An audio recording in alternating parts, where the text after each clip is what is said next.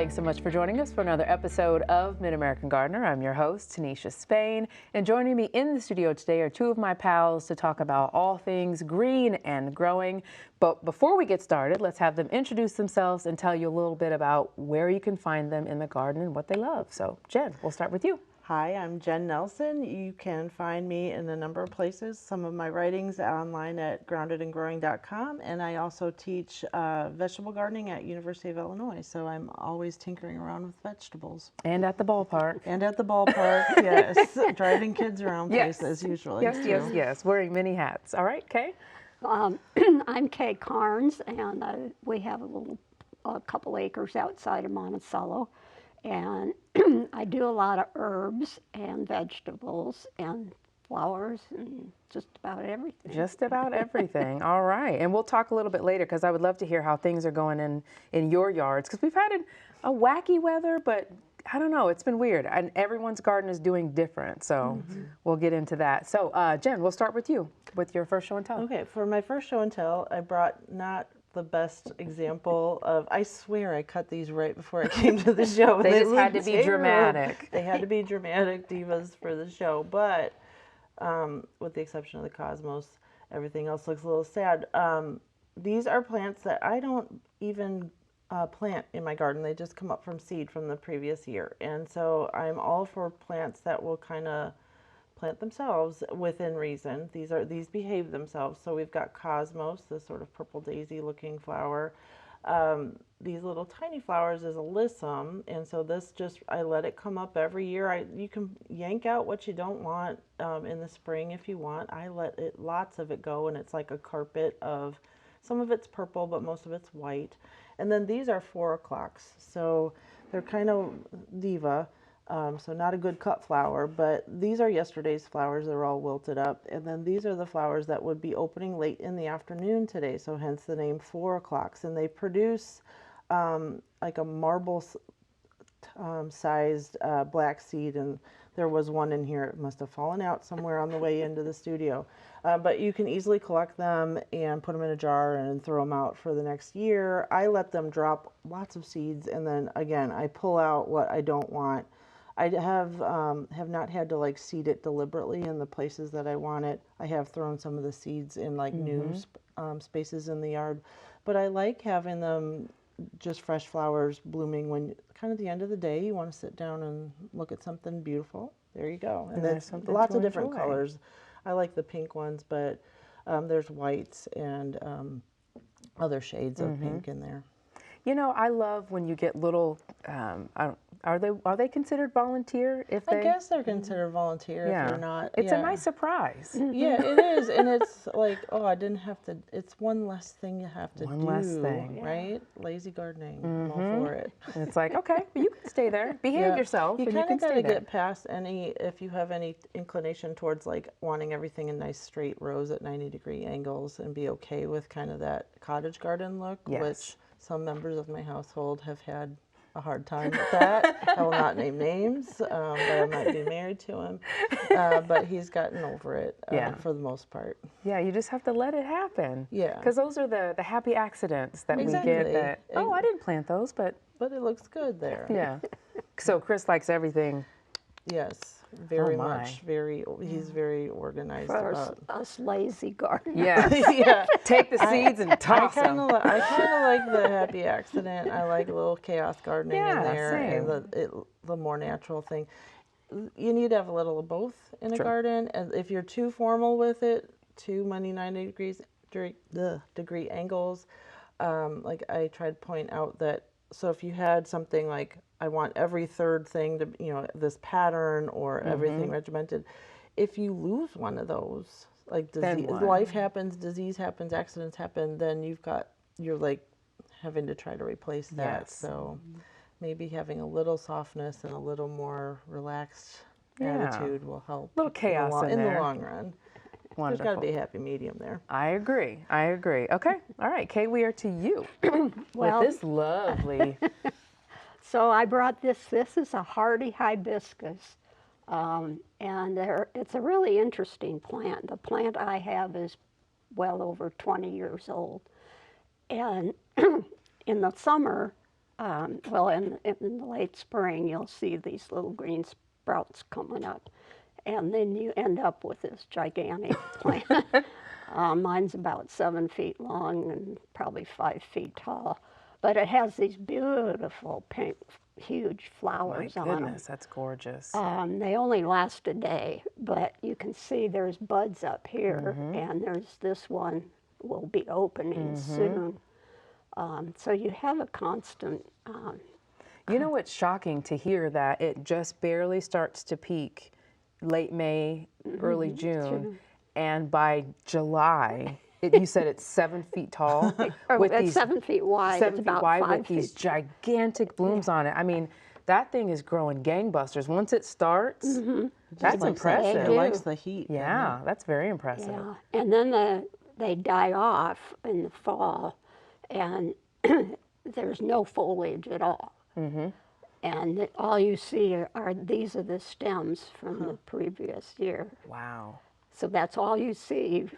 Those are some massive stems. Yes. Yeah, to they grow that are. all in one year. Most of them are a little bit smaller, but I found this one and it was pretty big. And so every spring I start worrying and worrying. Is it going to make Is it it? going to come back?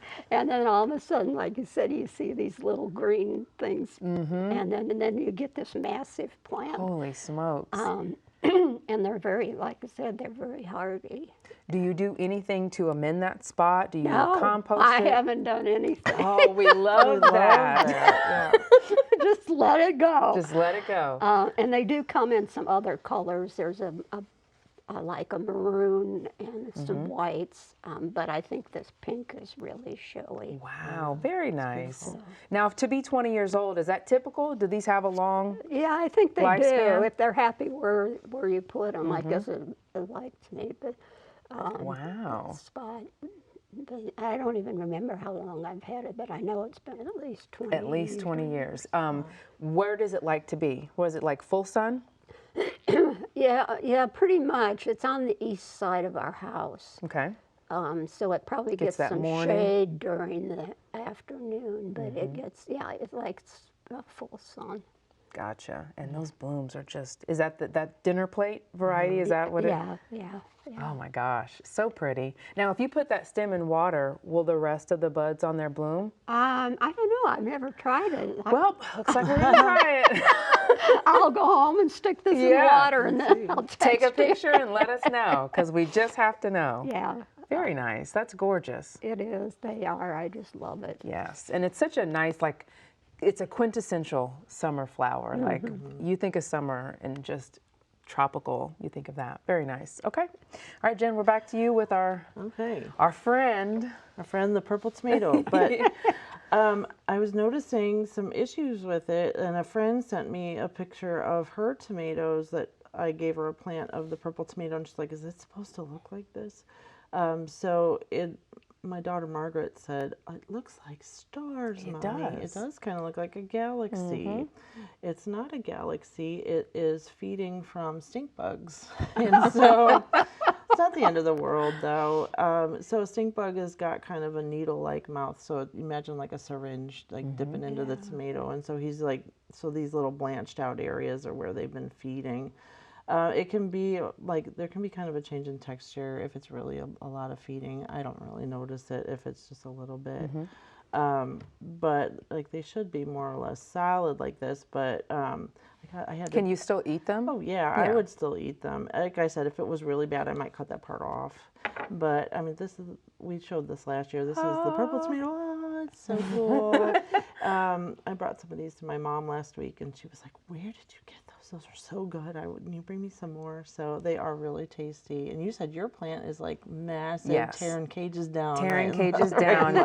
One of them is completely fallen over. I'm going to have to try to work on him throughout. It's still producing. Yeah. But just a massive, I'll tell you, one of them is leaning on our 8-foot privacy fence, and it's over. Like, these things are hulking. I have read that they can get 12 to 15 feet tall Yes. in the ground. Mine is in a big pot.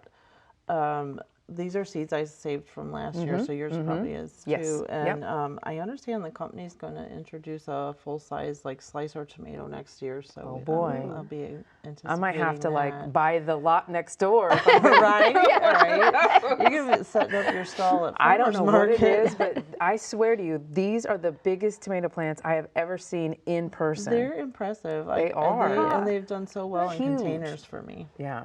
I made I shared make the last year. sauce? I made the pasta sauce last year. The unicorn sauce is what we called it, and it was really pretty and like had almost a shimmer to it, and it tasted really good. So and I was passing them out to everybody on our block because once they start coming on, you have to get rid of them somehow. They're so beautiful in a salad. I put them with Yes. yellow tomatoes and red cherry tomatoes and fresh mozzarella and basil. It's Ooh. like summer in a bowl. Summer in a bowl. Speaking of summer in a bowl, I brought some herbs that I grew and dried down, and I knew you were coming today, so it was the perfect day.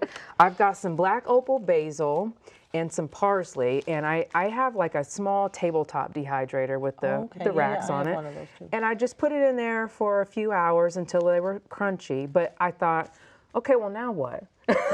What's the next phase? So how do you store yours? Should it be in glass? Do you grind them up? Kind of like, what's the next step after they're dry? What do you do? Well, it depends on what you want to do with And them. I'll hold these up. I usually keep some parsley like this in just the leaf. But you can, if you have a little hand grinder, you can put them in and grind them fine so that it's more like the powder that you buy in the stores. Like you could use from a shaker or something? Your basil kept the color really nice. It did, Yes, didn't it? It it did did. really well. And I made a pesto, and it passed the vibe check, so everything was really good. But I just didn't know if I was supposed to shred it or use a mortar and pestle or what was next. So I knew you'd be able to point me in the right direction. Well, are you talking about fresh or dried? Dried. Dried. Yeah, you could do more of a pesto, but I like it's easier. Gotcha. to put it in the little grinder. Okay. And then as far as storage, oh, go ahead, I Jen. was gonna say for storing it, Kay, would you keep it like it is there? Just would that Yeah, make it and in a store bag, longer? but in the dark. Okay. Okay. So I could leave it in this. I don't have to worry about moving it to something glass or like a plastic shaker no, or I something? don't think so. Or a mason. I'm thinking like the small. I use mason mason jars, Yeah. or not even mason jars, just jars, empty jars from whatever you're buying. Yes, we've got a lot of those laying around. They're great for storing herbs, dried Yeah. herbs. Okay, I might have to do that. I was telling you before the show, I tried to do chives. They didn't dry well. Yeah, they the don't. ones I've bought at the store, like they just don't seem to have much flavor to them. No, and their color was off, and they just did not look appealing once they were dry. So I thought, I guess I'll have to eat There's those some fresh. things you just don't want to dry, and That's one happens of to them. be one. Okay. Best thing if you want an ongoing supply of chives is just to have a pot. Just or keep 'em growing. Or I can spot do that. outside. And I can do that. And then, so this is the first year that I've grown nasturtium, which I've fallen in love with. What a beautiful plant. I had no idea the beauty. Like now they're everywhere. I've got them in boxes and pots that's all over the good. place. So they're starting to leave me seeds, and I pulled a couple of these off. I bet you I have 20 or 30 of them at home that look like this. So I bring them in and I say, Jennifer, what's the process for these? And she was like, did you pull those off the plant or did they fall off? So tell me what I did wrong and how to correct it so that I can save these. Well, because the seeds for nasturtiums usually are brown to black, they're dark and dried, and I'm like, those look a little fresh. So when you're trying to collect seed, you want to make sure that the seed is mature so that it will grow. And if you're picking it too soon, it hasn't developed enough. And even if you dried that down and did all the right things, it won't grow because the seed wasn't fully developed. So that's where I was kind of going with that. And so if you're doing this at home, like a couple of things to make sure if you're choosing seed from hybrid plants aren't necessarily going to come back the same as what you were picking from. So a lot of nasturtiums are older varieties and open pollinated varieties, so you should be okay there. but if you can like leave them on the plant as long as possible. But you looked up and you found there was a really cool Yeah. application for the green ones. Apparently, you can pickle these and eat them like capers. Because the whole nasturtium plant, nasturtiums are one of those edible flowers, and I've been involved in a program where we had to order some, and they're crazy expensive. So you've got like all the gourmet stuff right in your backyard now, so you can be all fancy. Very nice. So I do want to know if those taste like capers. And I what to have do with enough them. green ones to do it because I go. have been plucking them off, but now I'm going to knock it off and let them dry out a little bit longer. I've noticed, have your nasturtiums looked really ragged in the heat? Yes. Yeah, and The ones in the back that get the more harsh afternoon sun are like sad. They're kind of beat up, yeah. But the ones in the flower box that have a cover from the hangover from the roof, those are spectacular. But yes, they're taking a beating. I've been reading that even if they look like near death, don't yank them out. Just maybe trim off anything dead, and once we get a little more moderate temperatures, they should bounce back. Okay, noted. And we were going to talk about the weather a little bit because there was a question that came in asking about the weather's effect on someone's peppers. Let me pull that up. But we talked about that before we started recording. The weather it's kind of slowed your garden down, you said, the spring when things were... Well, it was dry too. Gotcha. So that was a big, I was having to water with the hose, and that's just not like, getting a good It's not the same. rainstorm. It's just Yeah. not the But same. things were smaller. Now that it's a little more moist, I'm getting bigger. Things are catching up. Yeah. Yeah. What about your yard? Same thing? Well, we were kind of late to get in the garden in because we were replacing all our raised beds. And so it's like every home project, right? You think in January when you're like, oh, this is going to be really quick. And it's not, because you get in there and you're like, oh, God, there's this, there's that. Yes. Like we had a number of obstacles, but we finally got it all planted. But I had my tomatoes and peppers in pots. I was keeping them well watered. I started seeing like leaf curling, and some of it was suggesting like herbicide damage. And like, we have not sprayed anything in our yard. But weather can do some of that too. So once I got them planted, the new growth that's coming out looks fine. And I'm starting to get some peppers, and everything looks happy. It's like finally out of that little tiny pot. Stuff that I've been seeing that people are complaining about, like squash vine borers and squash bugs. All of my stuff's late, so I got mine in late. So I look like I know what I'm doing. We were just really late getting stuff planted. So I've got a couple of like shorter season, like a shorter season squash and a shorter season cucumber that I just planted it. Like the seeds just came up.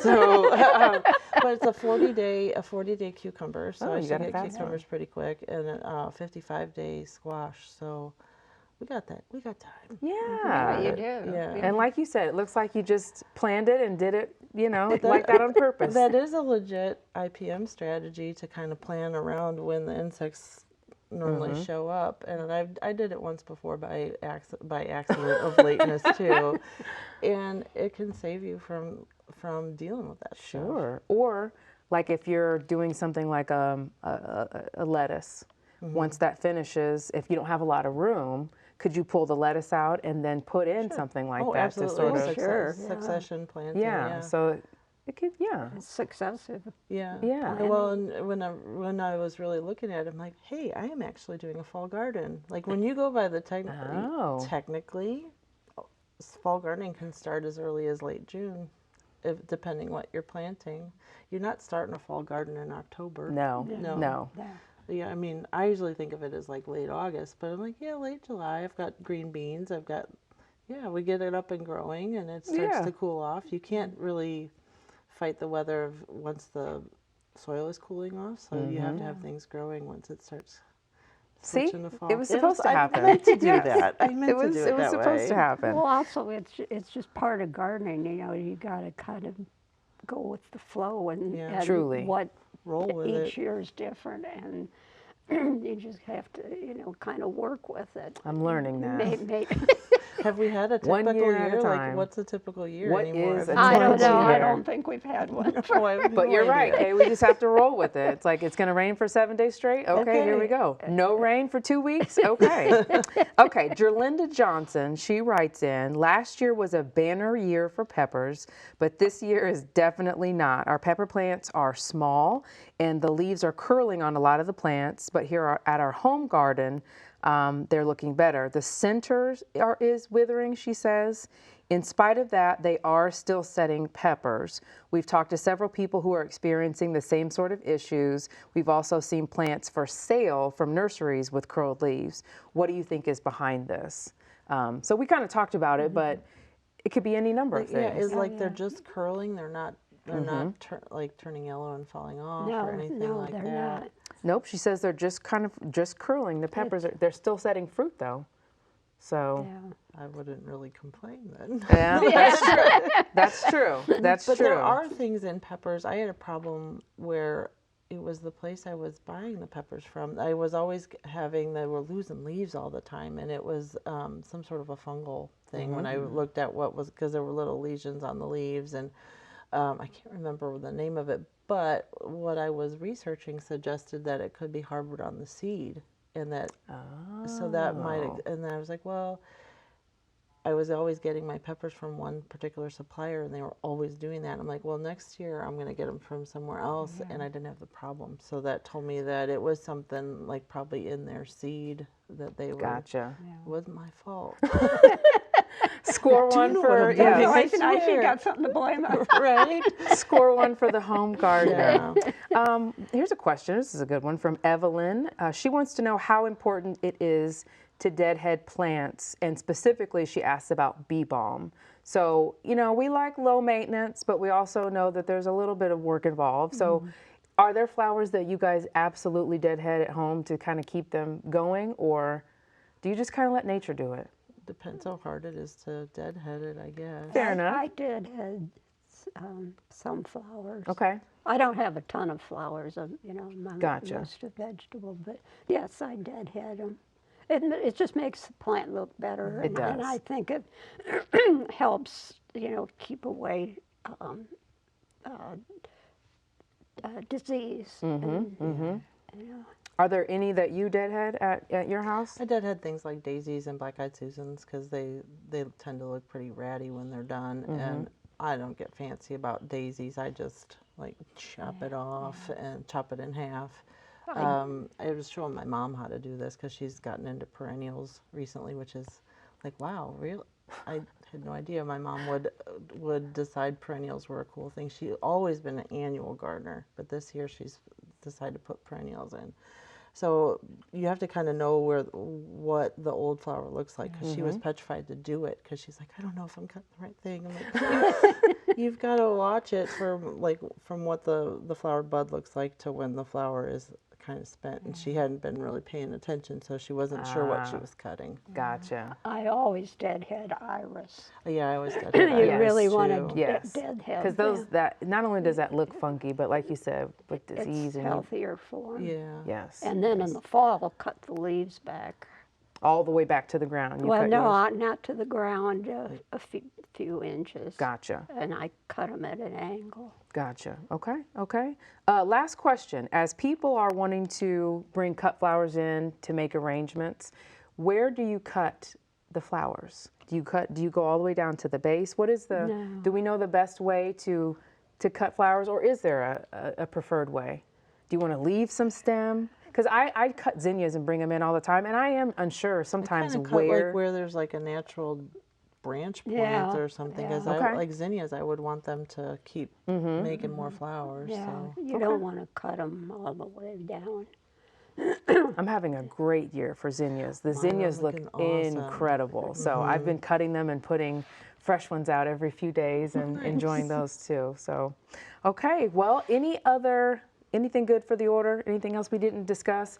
Anything that's growing well in your yard that we didn't talk about? I know weeds are growing exceptionally well. Nutsedge. But I strawed my garden this year. I took Marty's advice because by this time of year, between baseball games and all of the things, I'm overrun.